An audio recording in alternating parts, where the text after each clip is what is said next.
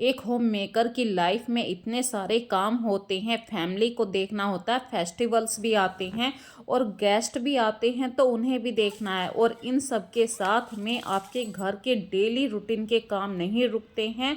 तो फ्रेंड्स, होली आ चुकी है, बस 3 दिन बाकी हैं और मेरे पड़ोस में ही होली की तैयारी की जा रही है। मतलब होली को जब जलाते हैं उससे पहले उसकी पूजा होती है, तो लकड़ियों को सही से रखा जा रहा है। बहुत दिन पहले लकड़ियों को काट के सुखाने की तैयारी हो रही थी और अब बिल्कुल ही फाइनली वो दिन आ चुका है। तो मेरे यहाँ पर ऐसे होता है कि सभी जेंट्स भाई सभी की ड्यूटी होती है, कोई किसी काम को करता है, कोई किसी काम को करता है, लेकिन शाम के वक्त में पूरे पड़ोस में सभी जिसका भी मन करे वो शाम को आके होली को जलाने के लिए जो लकड़ियों का बंडल सा इकट्ठा किया जाता है उसको बांधने में सभी एक दूसरे की हेल्प करते हैं।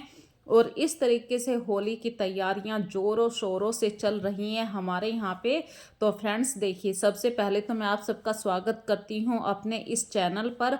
और आइए मेरे साथ ज़रा चाय पीजिए। और जब चाय बना रही हूँ तो मैं अपने ही घर पर दूध से मावा निकाल रही हूँ, क्योंकि दूध तो मैं गांव से लेकर आती हूँ, ये आप सबको पहले से ही पता है। और होली पर इतनी ज़्यादा मिलावट वाली चीज़ें आती हैं तो थोड़ा सा अपनी हेल्थ के बारे में आपको सोचना है।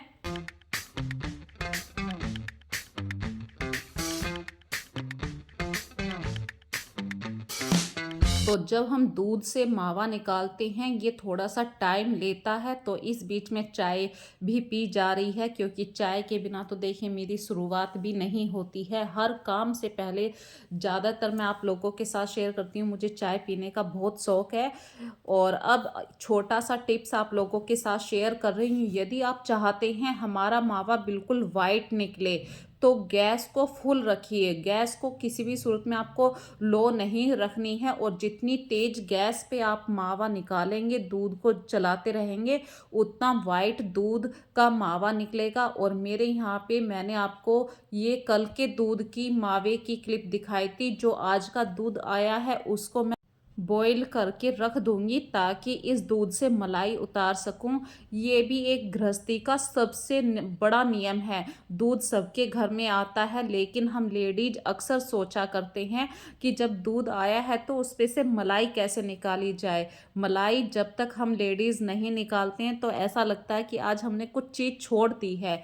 और अपने किचन को नीट एंड क्लीन करने के बाद, मैं बेसिक से काम करने के बाद मैं आ जाती हूँ आज किचन में कुछ स्पेशल बनाने के लिए। और स्पेशल में मैं बना रही हूँ आज दही गुजिया, उड़द की दाल की गुजिया। तो ये अनार के दाने छील लिए हैं और आस्था खेल रही है एक छोटे से बच्चे के साथ, ये मेरे पड़ोस में है।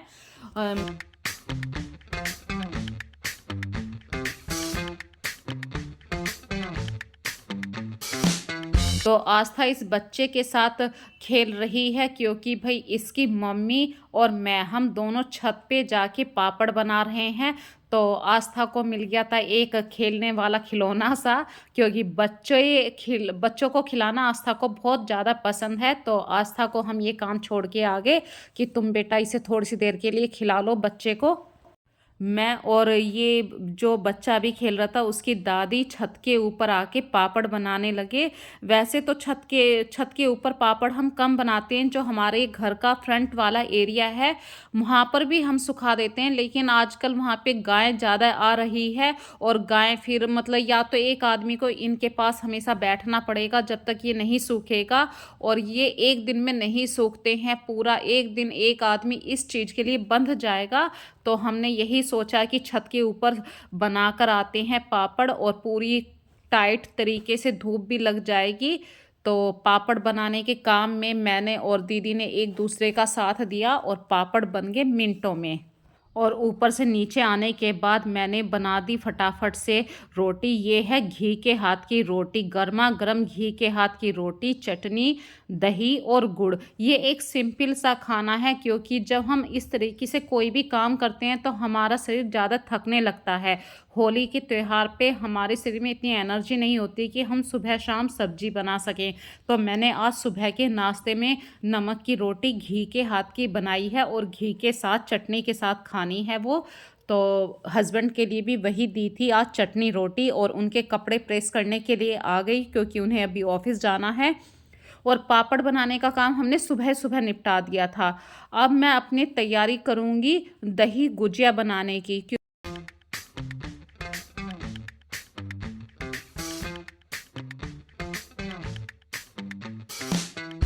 तो चलिए करते हैं दही गुजिया की तैयारी। तो मैंने उड़द की दाल को कल रात ही भिगो दिया था।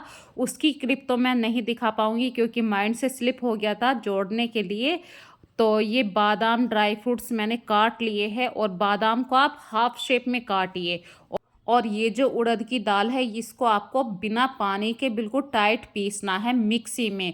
अगर मिक्सी में नहीं पीस पा रहे हैं तो आप इसे सिलबट्टे पे भी पीस सकते हैं, और जितना ये टाइट पेस्ट होगा उतनी ही आपकी गुजिया आसानी से बन पाएगी। इस मिक्सचर को जब आप बनाएंगे तो आपको पानी का हाथ लगाना है, तेल इसमें यूज़ नहीं कर रही हूँ मैं। देखिए पानी की हेल्प से क्या होगा कि ये उड़द की दाल हमारे हाथों पर बार बार नहीं चिपकेगी। और जो ये पॉलीथीन है इस पर भी हमने पानी ही लगाया था स्टार्टिंग में। और जब हम इस गुजिया को अपनी हथेली पर लेंगे तो जब भी हमें हाथ धोना है, और जब ये गुजिया बन जाए तो उसके ऊपर जो हाफ शेप में आपने बादाम काटा था उसको लगा दीजिए। पानी की हेल्प से देखिए कितनी आसानी से ये छूट जाती है पॉलीथीन से। बस अब इसे तलना है। मैं फिर से आप लोगों के साथ शेयर कर रही हूँ ये बात। जब आप गुजिया बनाए पॉलीथीन पर, तो ये पॉलीथीन तो देखिए सबके घरों में मिल जाती है, बस साफ़ कर लीजिए उसे। और इस तरीके से पानी साथ में रखिए, पानी की हेल्प से इस पॉलीथीन को बार बार आपको साफ़ करना है।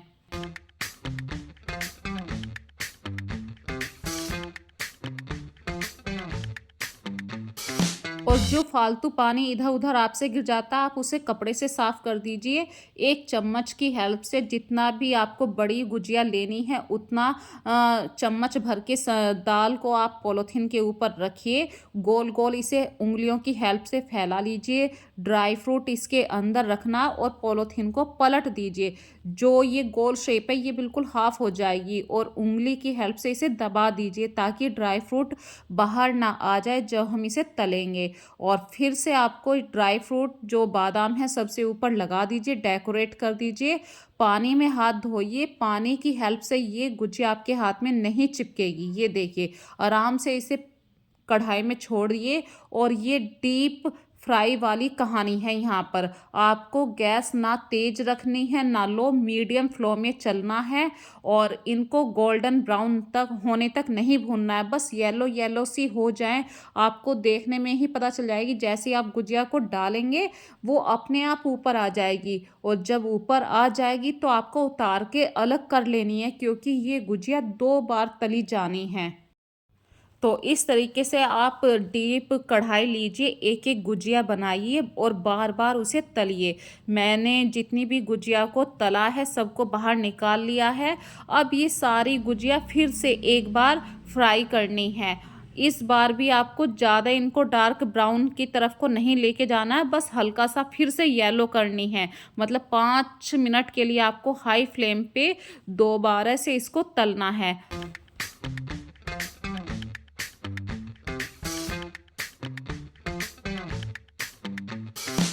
2 बार तलने से क्या होगा कि जो उड़द की दाल का आपने ये गुजिया बनाई है ये अंदर तक सिक जाएगी। और हाई फ्लेम पे इसलिए नहीं तलते हैं क्योंकि अंदर तक हमें ये सेकनी है। आज बनाई है मैंने दही गुंजिया।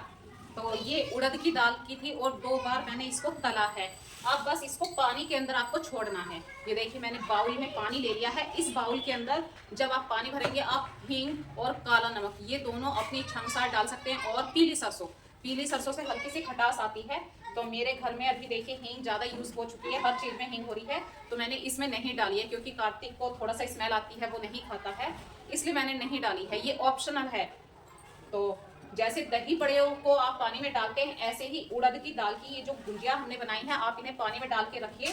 और ऊपर से यदि आपको लगे कि पूरी तरीके से डिप नहीं हो रही है, तो छोटा सा एक ट्रिक है, कोई भी कॉटन का कपड़ा लीजिए, पानी के ऊपर इस तरीके से ढक के रख दीजिए। तो जो पानी से वो कपड़ा गीला होगा, तो गुंजिया की जो ऊपरी सतह है वो भी नमी के कारण हल्की सी सॉफ्ट हो जाएगी। आपको ड्राई ड्राई वाली शिकायत नहीं मिलेगी। तो फ्रेंड्स, मुझे कमेंट करके जरूर बताना आज की रेसिपी। और मैंने इतनी देर में गुंजिया बनाई। मेरे घर के सामने जो छोटा सा पार्क है, वहाँ पे मेरे हस्बैंड, मेरे पड़ोस में जितने भी भैया रहते हैं, सभी को थोड़ा थोड़ा सा टाइम मिला और होली की लकड़ियों को इकट्ठा करने की तैयारी शुरू कर दी है, क्योंकि भाई सबके पास थोड़ा थोड़ा टाइम शाम को ही मिल पाता है। और गुजिया बनाने के बाद मैंने फटाफट से सब्जी में तड़का दिया, क्योंकि भाई सुबह हमने बनाई थी नमक की रोटी चटनी के साथ, और अब मैं बना रही हूँ सिंपल आलू टमाटर। जब हम घर में एक्स्ट्रा काम करते हैं तो शरीर को ज़्यादा थकान होने लगती है, तो सब्जी बनाने का कभी कभी मन भी नहीं करता, पर रोटी शाम को तो खानी होती है और सब्जी चाहिए ज़रूर। तो मैं बना रही हूँ बिल्कुल सिंपल आलू टमाटर, पतले वाले आलू टमाटर, और साथ में रहेगा मट्ठा। देखिए, मट्ठे के बिना तो देखिए हमारी बात नहीं बनती है। और ये मैंने अपने किचन में छोटे छोटे से नेचुरल प्लांट्स लगा रखे हैं। ये सारे इंडोर प्लांट्स हैं। और किचन में जब हम इंडोर प्लांट्स को इस तरीके से डेकोरेट करके रखते हैं, तो आपकी छोटी सी किचन भी बहुत ज़्यादा सुंदर लगने लगती है। तो चलिए, रोटी पानी की सब कहानी तो हो रही है, साथ में सब्जी बन रही है। इतनी देर में हम जो गुजिया बनाई थी हमने, उसको सर्विंग की तैयारी कर लेते हैं। बाहर सब लोग काम कर रहे हैं, तो मैं सबके लिए बना रही हूँ। तो एक प्लेट में ही मैं इस तरीके से बनाऊंगी कि 4 चम्मच अरेंज कर दूंगी।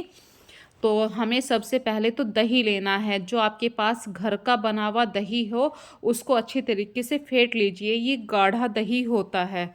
और एक प्लेट लीजिए, उस पे कुछ अनार के दाने आप सबसे नीचे फैला लीजिए। अनार के दाने से कुछ अच्छा सा स्वाद आता है। और हरी चटनी है ये, धनिए की, पुदीने की और हरी मिर्ची और नमक। बस ये 4 चीज़ मैंने इसमें डाली हैं।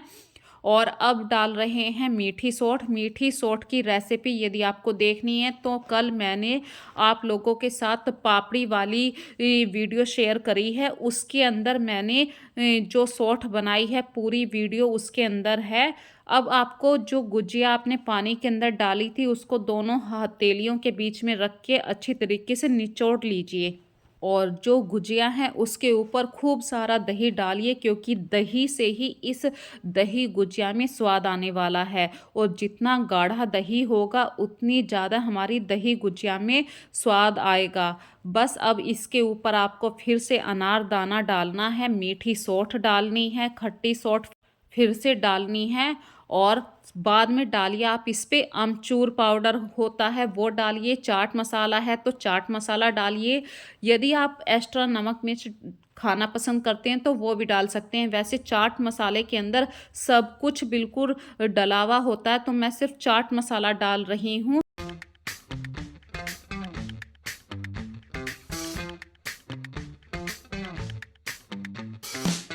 और सबसे पहले दही गुजिया सर्व करके दी है मैंने अपने हस्बैंड को, क्योंकि वो अभी बाहर से अभी लकड़ियों को इकट्ठा करके आए हैं। हाथ मुंह धोकर बस बैठ गए हैं, बोल रहे रश्मि भूख लग रही है, तो मैंने उन्हीं को दी है। और रात का खाना खाने के बाद किचन को साफ करके सोना ज़रूरी है, क्योंकि सुबह को फिर नहीं करेंगे तो किचन फिर फैली हुई दिखाई देगी। यदि आप रात में किचन को साफ करके सोते हैं, भले ही आप थक चुके हैं, ज़्यादा से ज़्यादा आपको 10 मिनट लगेंगे। भाई इतने दिन का एक्सपीरियंस है बर्तन साफ़ करने का, तो 10 मिनट में पूरी किचन साफ़ हो जाएगी। लेकिन सुबह को जब आप उठेंगे तो आपका मन बिल्कुल किचन को देख के शांत रहता है कि किचन बिल्कुल फैली हुई नहीं है। तो फ्रेंड्स, अब करते हैं बिल्कुल वीडियो का लास्ट। यदि आज की वीडियो में आपको कोई भी बात अच्छी लग रही है, तो मुझे कमेंट करके ज़रूर बताना। ज़्यादा से ज़्यादा इस वीडियो को लाइक कीजिए, शेयर कीजिए और अपना प्यार ऐसे ही देते रहिए। धीरे धीरे देखिए, मैंने अपनी गलतियों में काफ़ी सुधार किया है, और आप भी मुझे अपना प्यार ऐसे ही देते रहिए। तो फ्रेंड्स अपना ध्यान रखिए, खुश रहिए, मौज मस्ती में होली का त्यौहार मनाइए। यदि किसी की कोई बात आपको बुरी लग रही है तो उसे इग्नोर कीजिए, क्योंकि किसी के कहने की वजह से आप अपना त्यौहार बिल्कुल ख़राब मत करिए। दूसरे वाला चाहता है यही कि आप किसी भी सूरत में गुस्सा होके बैठ जाएं। और हमें यही बात ध्यान रखनी है, हमें दूसरे की बातों को ज़्यादा महत्व नहीं देनी है, हमें अपनी खुशियों का ध्यान रखना है, क्योंकि साल भर का त्यौहार है। और होली पर आप जितने खुश रहते हैं आपके दिमाग से बिल्कुल टेंशन ख़त्म हो जाती है। वो एक दिन का त्यौहार आपकी पूरे साल भर की खुशियों का त्यौहार है। तो फ्रेंड्स मैं ये कहती हूँ कि खूब खुश रहिए, अपने त्यौहार को किसी की वजह से ख़राब मत करिए। तो अपना ध्यान रखिए, खुश रहिए।